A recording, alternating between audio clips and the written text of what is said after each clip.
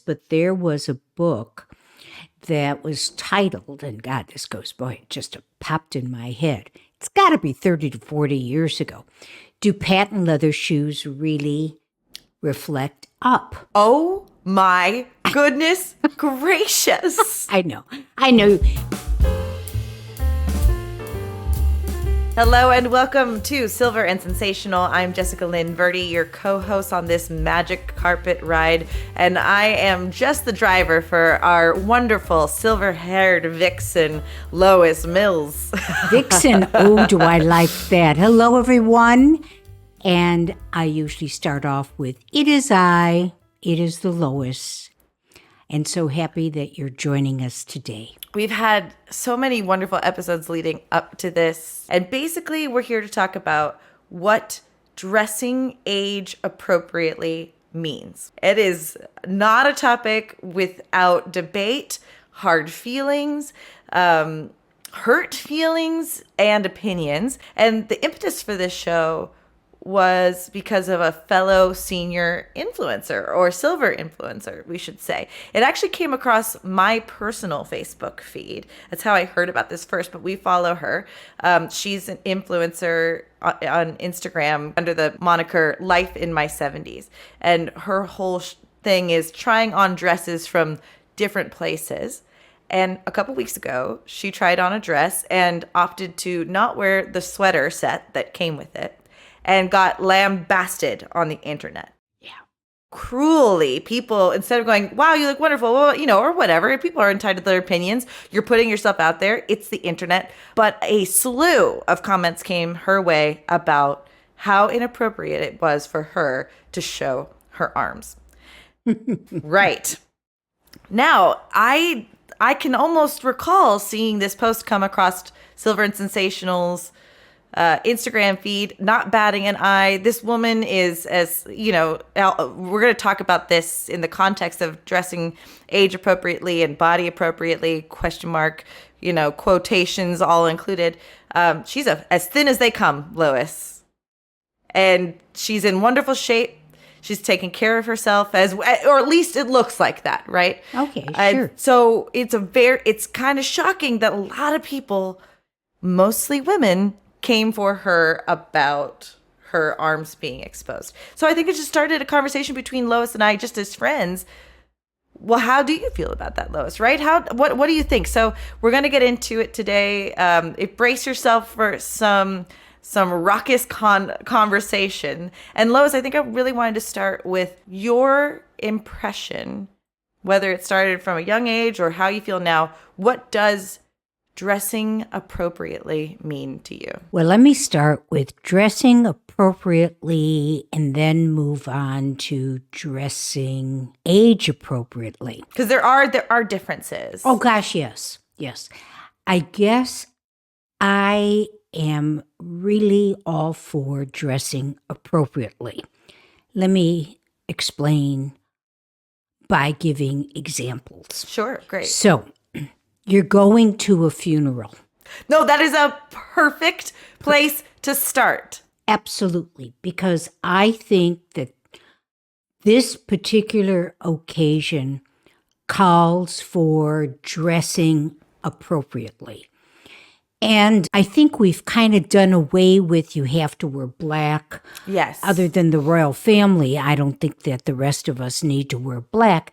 But I don't think that you should appear in, cherry red or fuchsia or Van Gogh yellow. Sure. And I think that what you wear should also follow along, not just the color. I mean, you don't want to be wearing jeans. You don't want to be wearing a micro mini dress.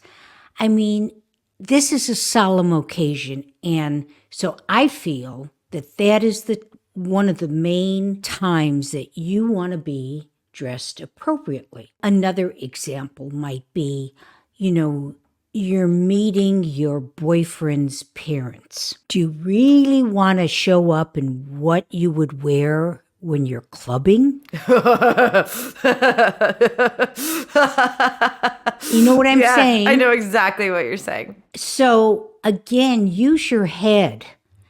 And understand one thing, that your appearance, you have 30 seconds or less to leave an impression upon someone. Sure. And if you are dressed sloppily, it's going to be hard if you meet somebody for them to remove that visual from their head. And they're going to, think of you in that way. Now, I'm also of the feeling that if you are comfortable feeling that, looking like a slob, and you don't give a damn if people think of you as a slob, then go do it. But don't be doing it with certain occasions where being appropriate is really de rigueur. Funerals, weddings, the office. Right. Or like wearing white at the wedding or wearing the beige at someone else's wedding. That's a choice. And so I think that's why it's really smart of you to start off with this distinction, Lois, because A, you're so right. And this is something I think we're going to touch on several times today, is it's a choice that you have. And if you want to represent yourself as the person that wears cut-off jeans at the funeral, that's a choice you're making. But these events that you're describing also are not the best venues for self-expression, which is what I would argue clothing is one of the main tools for. Good point. Very good point, Jessica. It is exactly as you say. It's a form of self-expression. Also, it's a form of respect. And so what better occasions to bear in mind? It's not about you. The funeral isn't about you. The meeting the boyfriends, you're not trying to hide yourself, but you're reminding yourself what the occasion is. Exactly. You're not trying to attract his dad. I love the, you're not going to wear the clubbing outfit. It's very funny to me. Also weddings, it's not nice to try to outshine the bride. Let's go to my generation. Or maybe the generation after me. Sure. Which would be mothers of the bride. Okay. A lot of women in their 50s would be mothers of the bride. Sure. Getting married in their 20s, having their kids in their 30s, 50 to 60 something. Right. And a lot of women are in really great shape. Right. And many have had a lot of plastic surgery, not just face, but body. Oh, yeah. So, maybe they've got some really good cha-chas. Here's a point of being, this has nothing to do with age appropriate. This has to do with appropriate. Are you going to look for something that, is low cut, where your boobs are sticking out and your skirt's halfway up your thigh as you walk down the other aisle as mother of the bride? Right. This, it has at this point, it has nothing to do with age. It has to do with being appropriate for the occasion, which, as you said, is not always the time to, to express or to show your self-expression. But I also find that it's, I call it, or I believe it's a sign of respect for the occasion, for other people. And that's what I think is appropriate. What do you think, hon? No, I think that's right. I think, what gets muddy, because you were so right to start off with that, because I'm all for challenging the societal norms. I'm all for challenging my own prejudices when it comes to this. And I think that's what this conversation, I think, we'll get to eventually. But I also went to a Catholic school, where girls couldn't wear their skirt past a certain point above their knees. And that's appropriate. But what makes me like recoil when I remember those, it was so the boys weren't stimulated, right? Like the boys couldn't keep their eyes to themselves, so we had to cover up. And so there's elements of that really make me unhappy. Does that make sense? It's kind of, Oh, it makes a lot of sense because I too went to a Catholic girls' school. And I think you're too young to remember this, but there was a book that was titled, and God, this goes, boy, it just popped in my head. It's got to be 30 to 40 years ago. Do patent leather shoes really reflect up? oh my goodness gracious. I know. You are, yeah, life has gone so far the other way. It's so fast, Lois. Like the You can't even comprehend this, but really, there was a time when the nuns used to preach not to wear pearls because they reflected down, and patent leather shoes because they reflected up. Oh my goodness. Yes, and when I went to school, of course, we always wore uniforms, and those were the days of the mini skirts. So what we needed to do was to kneel down, and that skirt better touch the floor. Yes, absolutely. And that was the measurement of what was acceptable. If it didn't, then you were given a detention. I will say, as soon as we walked out of that building, that skirt was rolled up. I mean, there were so many rolls around your waist that you looked like you were carrying an inner tube, But all the more important that your thighs were showing. Oh, You'll absolutely. live through I don't know why there hasn't been a fashion movement of the inner tube dress or skirt for this. Skirt. And actually, well, you're a Angelino. I grew up in Chicago, and how I didn't get frostbitten with legs that were because we wore ankle socks and saddle shoes, so there wasn't even pantyhose came out a little later.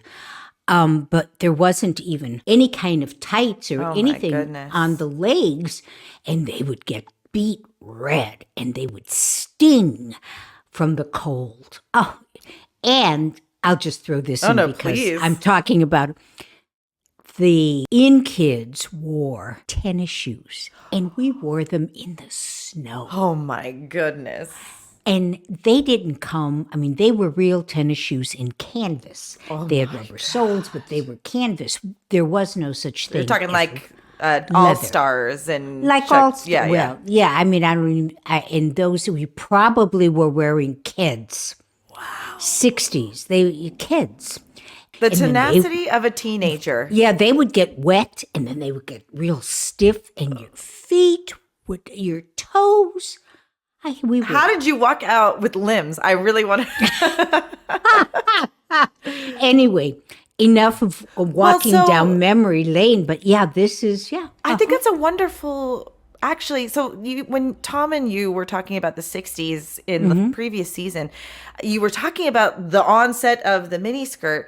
And I'm a huge Star Trek fan. And in the 60s, you had Uhura and the yeoman wearing these miniskirt uniforms. And looking back on it today, you're like, oh, that's so impractical. That's so sexual. And then you learn, or then I finally learned that the height of that miniskirt was a revolution for women, and it was a sign of sexual freedom, and it was a sign of we don't have to wear clothes a certain way. And so there is a liberation that comes along with that. Oh, it was very much so. So Very much so. I think that's a wonderful segue. How do we layer on age appropriate? Where did you start hearing about age appropriate dressing? What are common things you think are quote unquote age appropriate? All right. Where did it originate? I don't know, but what I see it part of is ageism. There we go. Ageism that actually is even exercised by people who resent ageism, mainly my generation. We resent ageism. No question. And yet, we're probably the first ones to look at somebody and say, she's too old to wear that. She's too old to have long hair. She's too old to show her arms. She's too old to wear a skirt so short. Or she's too old to wear those spike heels. So I have a personal view about this. She's too old to wear long hair is the hair pretty? Does it look good? Is it a mane that is worth having? She's too old to wear that skirt. Are her legs good? Do they look good? She's too old to wear spike heels. Can she walk in them like they should be walked in? Which I will say, for many years, I would watch the Academy Awards and watch young people unable to walk in spike heels. Yes. They would be falling forward. She's too old to show her arms. I go with, does she have good arms? Are her arms good? Are her boobs good? Is it pleasant for someone else to look at? Now, that's what I call age appropriate, which is more of a judgment on, does it look good? Sure. So Well, this is where ahead. this is where it gets challenging. So I think you're right to say, what are you highlighting? Do you feel confident in that? All those things are true. And then the added layer is, well, who am I to say that person shouldn't be wearing that? Okay, exactly. And this is where I talk out of both sides of my mouth.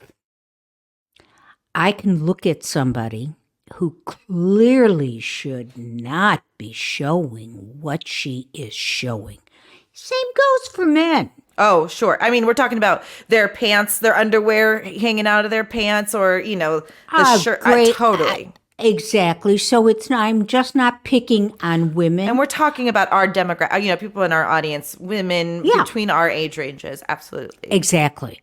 So, let's say someone is really substantially overweight and they have huge arms and they're showing all of this and they're wearing bike shorts and all the rolls are there and the legs are all dimpled. Right. And, I'll do one of these and then that's one side of my mouth. The other side of my mouth says, I wish I could be that comfortable with myself to expose things that I would find offensive, that I find offensive about me. Right. And so, listen, there is not one of you out there that hasn't said at some point, doesn't she have a mirror? Yes. I don't care who you are. If you could call me and tell me you have never thought or said that, well, I don't know what I'd give you, but I mean, probably liar of the year, So we've all done this. So, then as I say, I start talking to myself. Is it a kind of fuck you people? I'm going to show it all and I don't give a damn what the rest of you think? Or is it, listen, I'm proud of who I am and what I look like.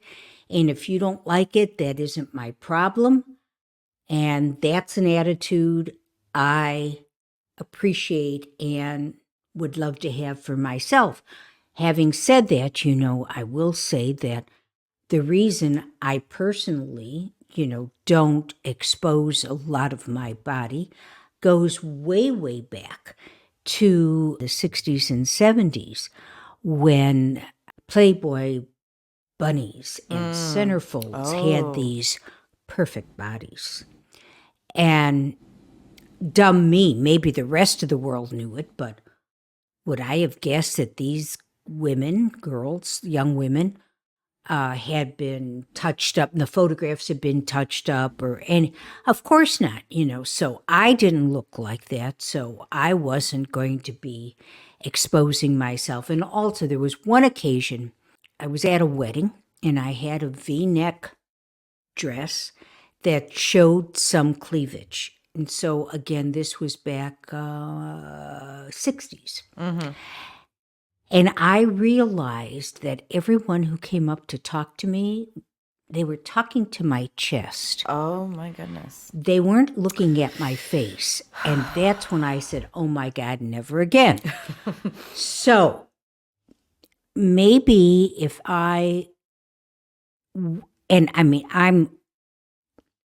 not young anymore, physically. But maybe if I had a better body image of myself when I was younger, I would have worn more daring outfits. The fashion trend that I glommed onto because it was an asset and still is an asset are my legs. So I was very big for the mini dress and hot pants. Oh, God, hot pants. Yes, hot pants. Hot pants, tights, and maxi coats with boots. That sounds adorable. Yeah, it was. It really was. It was fun. That was yeah, it was adorable. But even now, if I am, because I'm very fair-skinned, and suntan always makes skin look tighter and tighter. Yeah. Yes. So when I just said to somebody yesterday, I don't bother getting spray tanned anymore because the maintenance of your underwear, which never did, spray tan never comes out of your bra straps. The sheets, which oh my goodness gracious, those will launder up, but the inside, the collar of your white shirts, it just got to be too much, so I stopped doing it. But if I had a special occasion and I did get suntan, I could reasonably be in a sleeveless dress because my arms aren't that bad. So the first thing I want to highlight about what you said a little bit toward the beginning was that you talk out both sides of your mouth.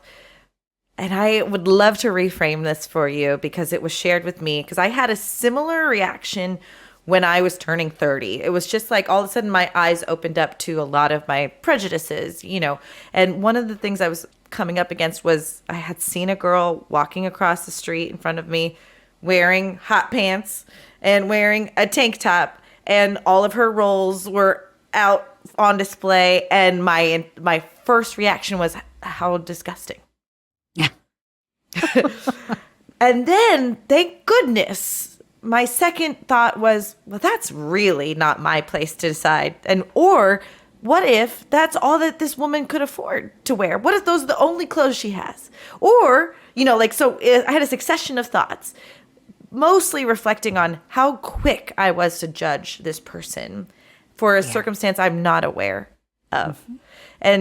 And I think it's so beautiful and brave of you to admit that. And you're giving me the bravery to share that story that doesn't necessarily reflect positively on me. But how else are we supposed to get to a place of growth and new understandings if we aren't able to admit that we started somewhere else before? And so I brought that up to a friend of mine. And actually, this friend was a little heavier set. And I said, I really don't like that I thought that. I really don't like that was my first thought about that woman. And she said to me, you're not your first thought. You're usually your second or your third.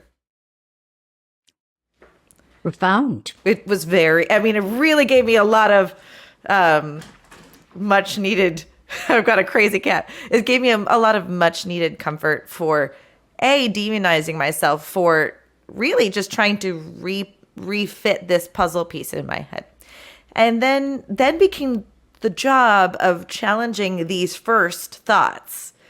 Well, who am I to say she shouldn't wear those outfits? What if she does feel comfortable in that? Another thing it sounds like you're the victim of is honestly, the catch-all is the patriarchy. What women shouldn't wear, what is appropriate for women. Oh, look at the Playboy magazine. This is what a beautiful, sexy woman should be. They've been touching up literal film since the silent films. And you wouldn't believe, everyone thinks this Photoshop phenomenon is brand new. It's not. They used to go in frame by frame to fix people's faces. So, of course, you're looking at the output of what we believe sexy and attractive is, and we can't compete with that. So, what's happening now with more women who are confident, let's just say it's confidence, right? To wear these clothing, these articles of clothing I wouldn't even dare putting on my body. Seeing somebody who's wearing a bathing suit, let's say, and has a lot of cellulite, that gives me a little bit more, emboldens me to wear something I might not be comfortable with. It doesn't mean. No, I understand. I think both things can be true, but I think that's what the importance of the body diversity in models and clothing stores and all that was, to reflect that no body comes in one size or model or make, and that everybody deserves to wear the clothing that they want to. Well, I think right now, because diversity in body has been overlooked up until this time. Yes. As always, the pendulum swings. Right. So when I drive down Sunset Boulevard, where there are a lot of billboards yet, I have yet to see a size 6 on any of those billboards. Interesting. So you're seeing the size 0 and the size 15 is what you're saying. No. I'm not seeing a size 0. I'm not seeing a size 6. I'm seeing, plus size. Clothes. Interesting. Yes. And I think that this is a good thing to be happening, but a better thing to be happening is to bring it back to center, where we see regular size and plus size. Yes. Done about the same. Yes. So that's what that's only my observation on one road in Los Angeles. And that's an impactful road, though. That is iconic. That is where the most people see the things, much in the same way that there was like body shaming and fat shaming and stuff like that. There has been skinny shaming, where people they're quick to see a model who's very thin and then say that they should gain weight or it's unhealthy. And people just, really what the bottom line is, we don't know what's causing the person to be overweight. We don't know what's causing the person to be skinny. It's not our business, and to make a rash judgment about those people. Maybe you were going to say something similar. No, I was just going to say the skinny currently are they on Ozempic? Oh, they must be on Ozempic. Oh, wow. And look, there's an Ozempic face. And this person's way too skinny. And there's that Ozempic face again. Can you explain what Ozempic face is? Because I know what Ozempic is. It's a tool for people who are diabetes sufferers, right? Yes, except it's been co-opted. Co-opted. That's a wonderful word. It's been co-opted for people who can afford to get it, for them to lose weight. Now, I can't remember who it was, but someone said the thing that will change society the most is not AI, it's Ozempic. And, it was like, what? And then they followed up by saying, now I'm just repeating what someone said, and I have to say that it's got some validity. That airlines are already seeing a decrease in the weight of the loads on the planes. Oh, my goodness. Yes. Now, what I think it's great for, people losing 40, 60, 100 pounds. They're going from obesity to norm. Right. This extends a person's life, blah, blah. But now, at least in some circles, it's almost like it's, again, another judgment on, well, they did it with Ozempic. So what? Yeah. So who is, so when you go to a 12-step program, if you're an alcoholic, are you going to say, well, oh, they went to AA? No, you're going to say, how fabulous. That's Good wonderful. for We're them. supportive of you. Good for them. Exactly. Wow. So, we've got to stop judging people and expecting people to think like we do, to act like we do, to we being individuals, to dress like we dress. I challenge the majority. Again, this is coming from self-awareness on my part, but the majority of our judgment of other people comes from a deep-rooted self-esteem issue or Yeah. a fear issue. I can't believe she's wearing that. I would never wear that. I can't believe he lost that weight. I can't lose the weight that way, or I wouldn't want someone to know that. No, no, no. I mean, there are so many, and I'm not saying it's true or not true, but a lot of the thing about Ozempic is, there's so many side effects for that, and who knows what the long term. Yes, that is what you, the individual, may feel, may believe, and that is your choice not to use it. But can we stop judging everyone on everything?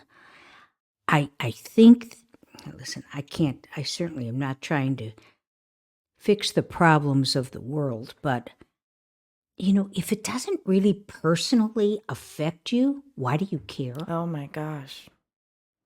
Well, and I think that's why this topic meant a lot to me to talk about with you and to get your perspective. Because one of the things that upset me the most about it was how it was mostly women that were objectifying this woman and keeping in an attempt to keep themselves small, to keep her small, to make them feel better. I mean, we can't solve the issue of how people on the internet feel emboldened to No. tear down somebody. And I didn't want to come in today, and I don't think I did, but I didn't want to come in today and go, Lois, you're wrong for feeling. You are one of the more, out of my entire friend group even, you are open, and you're open to learning, and you're open to sharing, and you're not concerned about whether it's the perfect take. But you really show us a lot of bravery and being able to go, I'm not perfect, but I'm working on this thing. And that's the person I'd rather have a conversation with about this stuff rather than someone who goes, well, fuck you. You shouldn't be wearing your arms or showing your arms. You know what I mean? Like that's the asshole. I thank you for that. I keep trying to learn and to expand my horizons. And touching briefly upon the Golden Bachelor, how many women have we heard just in conversation making these harsh judgments? Offhand, without even being prompted, have you been watching The Golden Bachelor? Can you believe like that's all you have to offer to a conversation is What she, I mean, they're all now. Oh my God, they're trying. And you know what? Part of me says, you look like you're trying a bit hard. But then again, how do I know what the producers and the directors told the costume people, how to dress them, what they should be wearing, what they should look like? These women didn't get dressed at home. right. And right. ran in, doing their own makeup and their hair, and this has all been programmed, and maybe they purposely wanted to do this so there would be a lot of cat talk among women, and they gain a greater audience for Isn't that. that sad that we're so easily played upon? Please. I think that's the greater issue here. I'm personally fighting a lot of really mean inner talk about what I'm not good enough at. And mostly it's physical. I've gained a little weight, so I feel unattractive. That will do it. I mean, right. And I couldn't be more attracted to my lover, who isn't looking at 10 extra pounds as an offense to the eyes. But that's all I can think about. And so I guess we have to question, are we allowing someone to play us like puppets, or do we genuinely feel these things? And how much does our opinion of somebody else really matter? Oh, listen, I don't really care what other people think of me. Right. I think anyone that knows me knows that that is true. Right. I do care what I think of myself.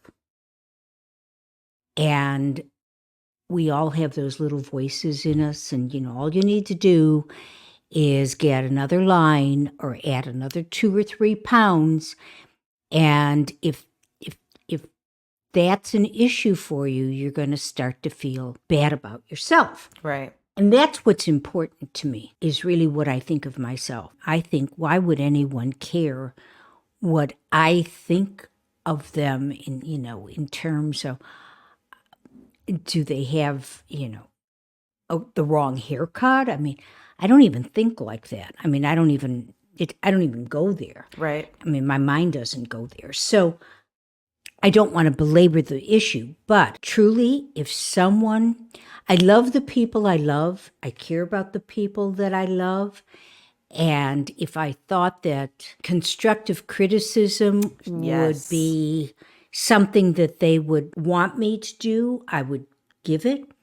But truthfully, I really do ascribe to, if it doesn't personally affect me, I don't really care what other people do. And that makes my life a whole lot easier. It sounds like a breath of fresh air, honestly. I will share too that the more I challenged my thoughts about judgment of other people, the more the less my habit was to judge them. And then a funny thing happened, that I realized, oh wow, I really don't care that my friend Alice has a pimple on her face, or you stop noticing these things, and then that starts to trickle in and help you to realize that people aren't scrutinizing you much in the same way you think you are scrutinizing them. You know what I mean? Like, there might be that odd person who has a judgment. I guess my point is, you can train out these bad habits of being worried about what someone thinks, and get to the real true point of life, which is loving somebody for who they are, loving yourself for who you are. Well said. Where did you get all this wisdom? Hard fought, Lois, and not without a necessary reminder here and there. And I think that's what would you say your major takeaway from today is? Well, we really should try to stop being so judgmental. It takes away from who we are. The other thing, for those of us who worry about what other people think, I have to tell you, most of them are so involved in their own lives. My, amen. Amen. They're really not giving you a moment's thought. So I'd eradicate that thought or thoughts from your mind and replace them with something that is much more fulfilling and that makes you feel better. So beautiful. Kind of simplistic, but there we are. No, I think that's right. I think the way I would restate what you said, nothing is more unattractive than you thinking something's unattractive. I'd rather not be the unattractive one than judge somebody for what they're wearing. Lois, I appreciate our little talks, and I liked it. This was kind of different for us. Yeah, because it's sort of like what happens when we're on the phone together. So we've invited our viewers and listeners into one of our typical phone conversations. So Jessica. Well, so I think if our friends want us to debate or talk about another subject like this, then there's a couple different ways you can get in contact with us. We want to hear from you. We want to know where you are in this journey of judging other people. Are you as honest with yourself like Lois is, or would you have found yourself making that same comment? Do you agree with us wholeheartedly or disheartedly? You can get in touch with us by emailing us at silverandsensational@gmail.com. You can also seek some advice by reaching out to us there and asking Lois for a question that we might answer on one of our programs. You can also follow us on Instagram or Facebook at Silver and Sensational. And Lois, if they're watching us on Facebook, on YouTube right now, what should they do? Well, we always want you to subscribe. And again, I'm going to remind new viewers that it doesn't cost anything. No one's going to bug you, but it helps us. So please subscribe and leave a review and try hitting like. And then sometimes if you, even though we appear every Friday with a new episode, press the bell and they will notify, or YouTube will notify you that a new episode has dropped. So, in addition, most importantly, please share this. Share us with your friends. Don't be selfish. I think that's a good topic for another episode. Start sharing us with your friends. It's okay if they know that you watch us. We're not that bad, so go ahead. This isn't your favorite recipe that you keep a secret.